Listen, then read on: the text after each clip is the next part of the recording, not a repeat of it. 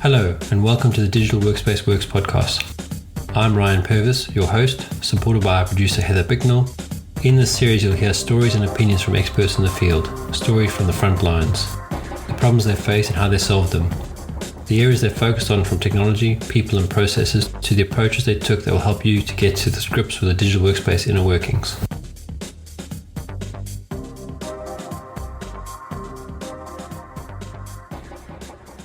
So we did this trip to Cape Town, and I thought it would be nice to talk about each place and what I liked about each place and what we did there whilst working.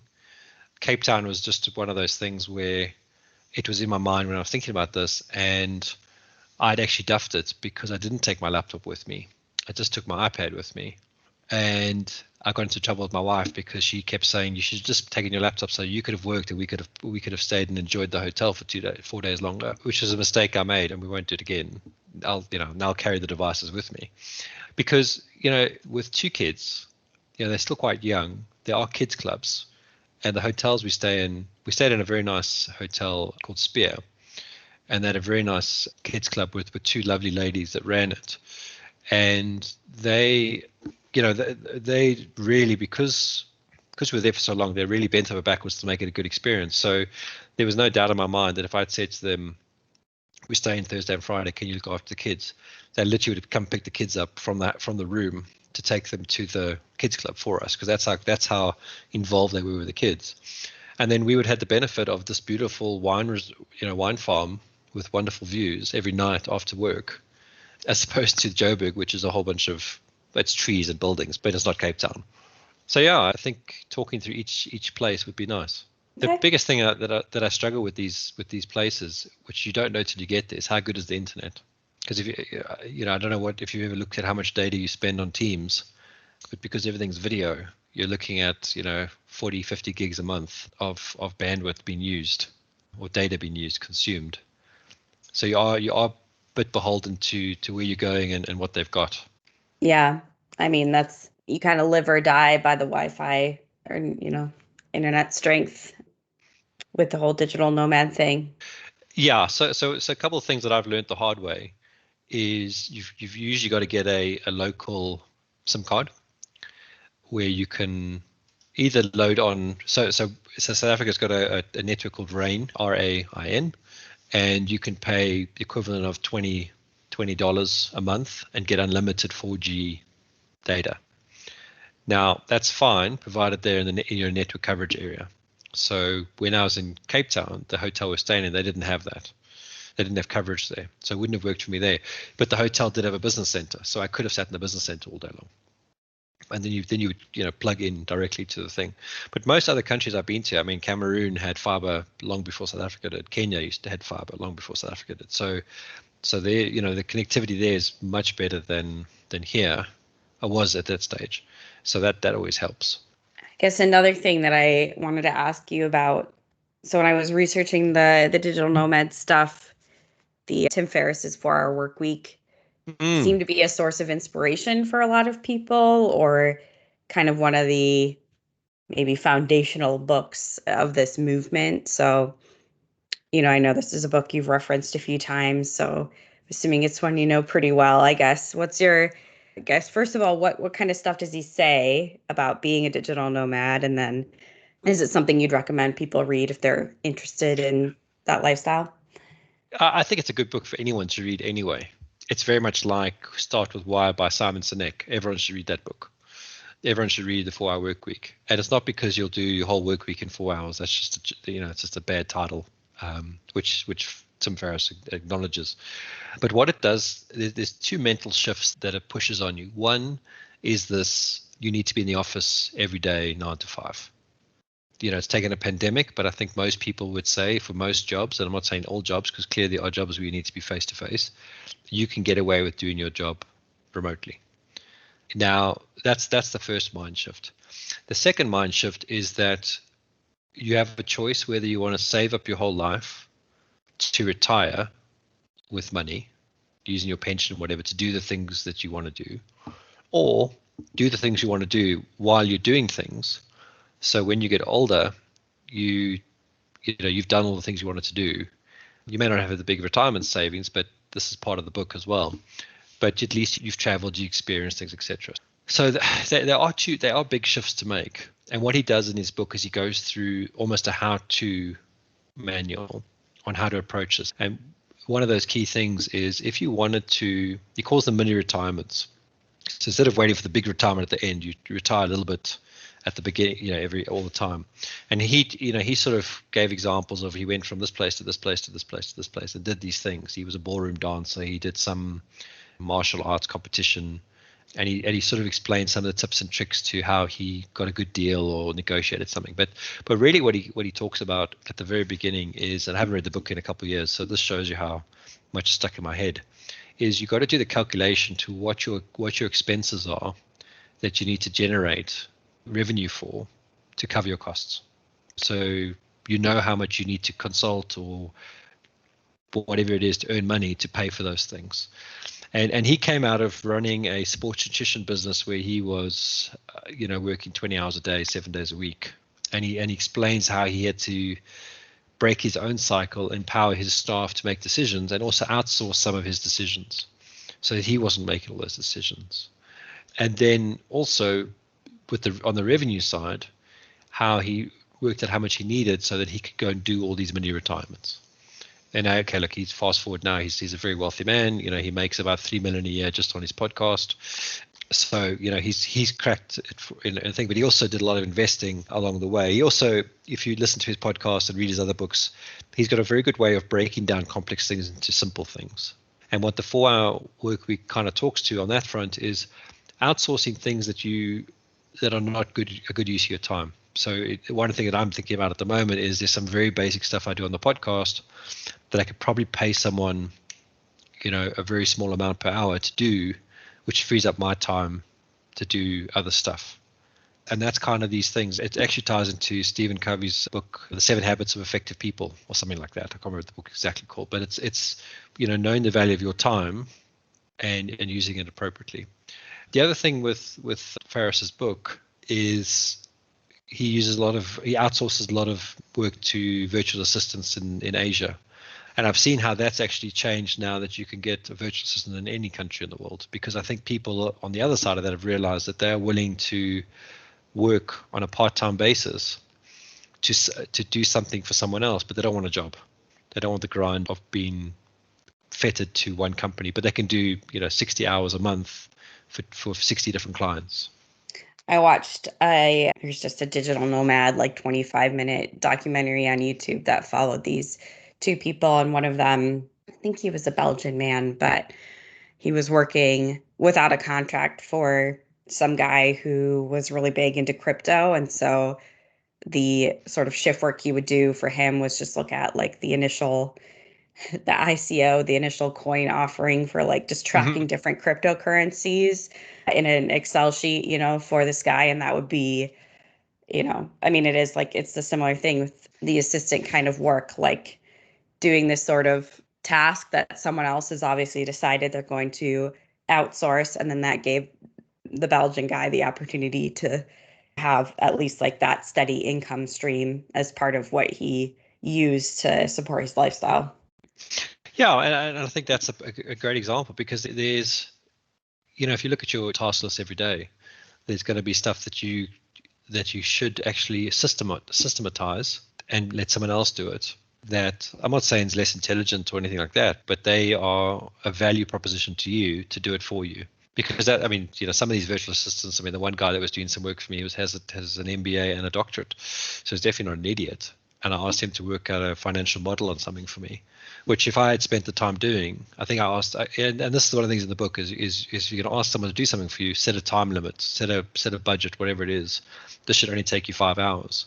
And you get some good results out of that, because you don't have these open-ended problems where someone charges by the hour and they do 10 hours and you're only meant to spend 5.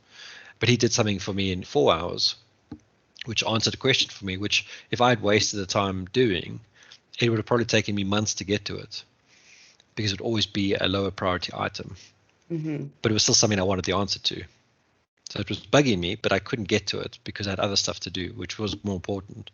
But I paid someone, I think it was about $50 or something like that. and he came up with a great model, and it answered my question, and it got me past something that I was trying to make a decision on. Now, was there someone you knew, or did you use one of the services like Fiverr, or I don't remember the names of the different ones, but they're all those. I used a service, and actually, what's a nice benefit of doing this exercise is often you sit with something you need to get done, and you're not entirely sure what it is. But in order to get someone from the service, you actually have to go through the brain dump of what do I actually want, and what's the output that I want. So why do I want this? How do I want it to look? And what the output is, which is the golden circles. So I used, it's not Fiverr, it's the other one, Upwork. I used Upwork. And you basically post a job, you get a whole bunch of responses, and you make a decision from there, and you just pick someone. So the person that did the last one for me was based in Kenya. And what I quite like about that is if he does the work, he uses an app, and the app takes screenshots of what he's doing all day long. Whenever he's logging time to your thing, and you can go look through the screenshots. And he had, and he had actually had some other stuff on the screen. So I challenged him on that. And he said, "Oh yeah, but I spent 2 minutes on that, but I'll give you back 1 hour." I said, "That's fine." But there's a level of trust that you build with someone. So the next time I use him, I know that he's honest. So I won't worry about the bill so much. And then it's just a short-term contract. It's 5 hours, 4 hours, 3 hours, whatever it is. Or you could have, you can have apps built using those sort of services. But I think the point, going back to why would you do this and the 4-hour work week, is, it's very easy to put your money away to build up a nest egg, but not reach that point because you might be injured, you might die, you might get crippled, whatever it is, and you can't actually do those retirement things. And I think the mini retirements make a lot more sense because, you're able now to do these things. When you get to 60, 70, 80, you can't go and play golf every day. Can't go mountain climbing necessarily. You could try, not saying you shouldn't try, but physically you may not be able anymore. So that was really the thing for me about that book that really sort of pushed us into more experiences and stuff. So, we've traveled every year, including through COVID, because we're in South Africa now. And now that we're stuck in South Africa, we're doing things in South Africa that we couldn't have done from the UK, because the time you need to do it means that you're flying out here, then you still have to go and do the trip. Now that we're here, we're going to do the trips because we've got the time, which is great. That's why Cape Town, Durban, Knysna will be the next one. Hermanus, go see the whales, all part of the plan. Sounds nice. I wish a lot of this was just the way, we as a society decided everyone deserved to have, to live an experience. And that was just kind of built into our systems, but it's not. So you have to kind of hack it, in your own way. And it makes a lot of sense. I mean, it's certainly, I think there's a reason why a lot of people from my generation and Gen Z are attracted to, having these digital nomad lifestyles or doing things differently, and maybe sacrificing some of that security net for later, which is that a lot of people don't have, there's not a lot of confidence that it will be there anyway when we're old, that we'll have Social Security to draw from, that, the climate will be habitable, and that we can see, all the great places that we could visit now, that they'll even look the same, by the time we would reach retirement age, or still be around, or, we can travel to. So, yeah, I mean, it certainly, doesn't seem the best model to wait until, you're in your 60s to start experiencing the world. I mean, I've seen a lot of retired people who are doing that now, and they're so happy. And it's just, I mean, I hope one day that I can do the same, but definitely don't want to wait until then to do any sort of traveling. At least in the US, that is a really big thing. Like, a lot of people just haven't traveled internationally, and then they do all of that once they built up, that nest egg in their 60s, 70s, and whatnot. Look, I'm not saying you shouldn't wait till you've retired to go and do these things, but from our point of view, we've enjoyed a lot of things before having the kids. We did a lot of traveling, and we did a lot of things that, look, it put us, in some senses into a bit of debt to do it, but we've explored these things. So when the pandemic hit and we said, geez, this travel thing's gonna be an issue, we're like, well, thank God we've traveled. Imagine you're waiting to, because I mean, we were planning a trip to Boston this year for my 40th, to go watch the Red Sox. So we'd be in theory Boston now, or next week at least, and we could do it for my 50th. Now I'm not fazed by it, but if we hadn't traveled and we'd planned the trip, it would have been devastating to not be able to go and do it. Now it's kind of like, well, we could do it another time. It's not a big deal, because I think being where we are now actually is better. But I think that's one of the things that this mind shift is that you've got to take the opportunities when you can and not keep putting it off.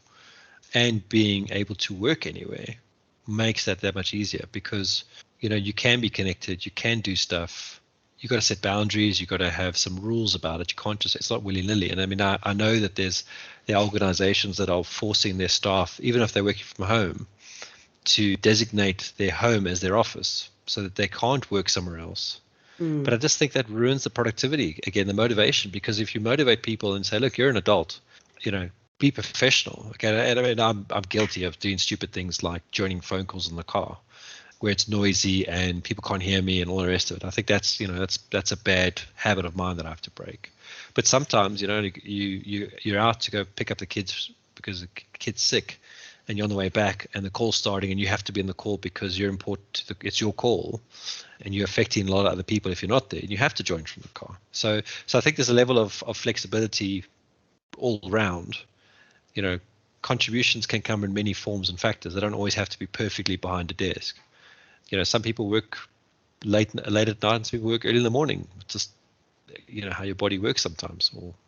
I think one good thing to come out of, all of this is that since there are more employers making that shift and realizing, oh yeah, we can, be more flexible with our employees and they're still getting the same amount done, if not more, that people are starting to look at that as not just a benefit of who they work for, but more of a requirement. Like, who wants to work for the employer?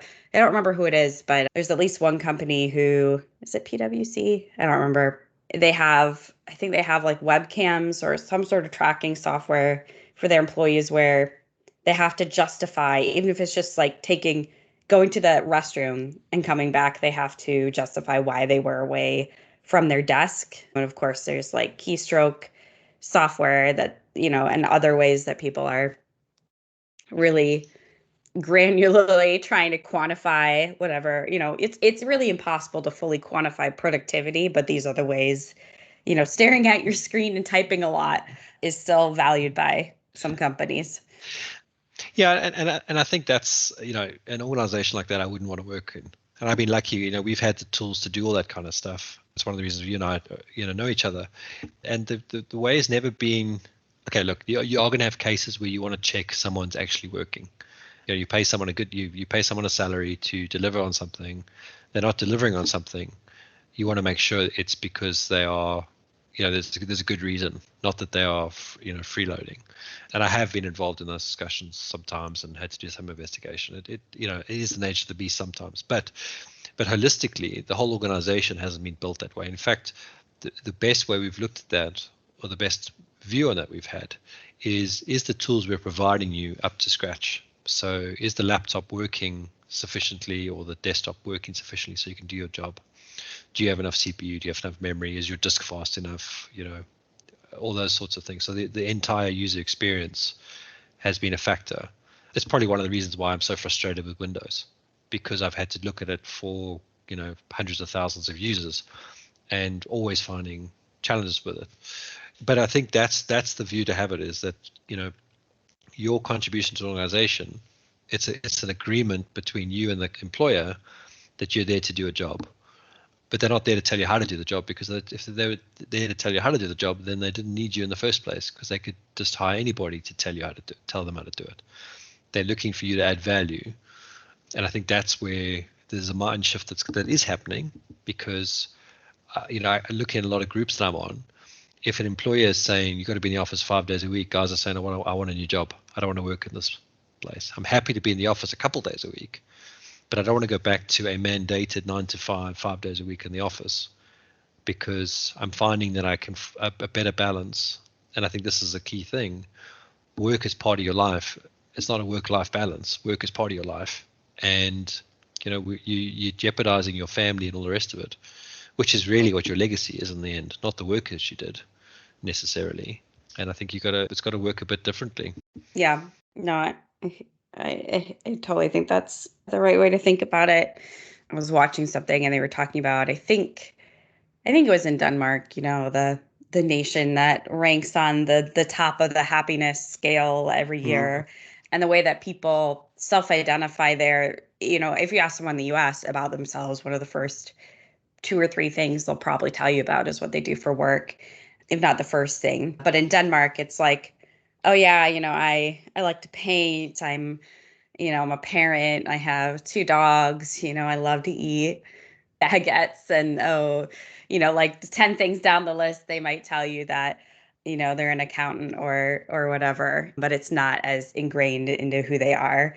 Which if you take their happiness ranking and I think that could definitely be part of it. Obviously life is full of so many things besides just working, and a lot of those things do add the richness and the meaning and that legacy. And I should probably, to your point, there's more to life than working, but I should probably caveat that my mention of working is not just work, like a job that I get paid for. It's all the things that I do that is to put some sort of output there. So it's recording the podcast with you, it's networking with people, it's working on that book that I one day will write, publish at least. It's studying, it's those things that are brain work. That's probably what I mean more than anything else. And being able to do that anywhere at any time, which is a mind shift. So we go away for the weekend. I get up at 4 o'clock in the morning and everyone else is sleeping, and I might watch a series, I might read a book, or I might work on something. But having that flexibility and that freedom to take it on and do it is the mind shift I think everyone should have to an extent. So that's a nomad lifestyle. Yeah. Well, I'm excited to keep talking about this in future episodes. Super interesting. Should be good. Relevant topic, I think. Yeah. Cool. It's interesting because it's coming up with friends and that, even in general conversation, that they are leaning towards, even talk about this trip to Maputo tomorrow. Well, my friend was supposed to go on. She didn't go because of a COVID test, but that's a separate issue. That's more all these false positives that people are getting. But we were talking about how I used to travel quite a lot as a consultant. And I said the one regret that I have on that is I didn't take one extra day, because you're always like, I've got to get there, I've got to get back, I've got to go do the sales thing, I've got to come back. But spending one extra day and playing a game of golf there, or going out to a local whatever, going to see something there local, those are wasted opportunities. Because the world is diverse. There's so much to see and so much to learn, and you've got to take those opportunities. Because now you can't without a vaccine passport. Yeah, I mean, it's certainly, I think this, the pandemic has created a lot of mind shifts, and just, it's an eye opener for sure. A lot of things we took for granted that you maybe would have put off, people don't want to put off anymore because, you never know what's going to happen. So you might as well, do the things you want to do now instead of putting them off for later. Yeah, and I'm not saying you mustn't work for the company you work for. You're still got to put the results out. But if those results, whether they take you 40 hours in a week or 60 hours in a week or 20 hours in a week, you still got to commit to delivering. And I do it now where, if I have I don't want to say a light week, but if I work on a Saturday and a little bit on a Sunday, because I've got the inspiration to do something, I don't consider that extra work that I need to be paid extra overtime for. It just makes my week the next week a bit lighter. In the same token, if I want to go and watch my daughter swimming, I go watch her swimming, and I don't feel bad about it because I know that I've worked weekends and late nights, and I've chosen how I want to work, and the results are there. So I think it's time to end. Yeah, should wrap up there for today. Cool. Super. Thanks, Heather. All right, talk to you later. Okay, cheers, bye. Bye.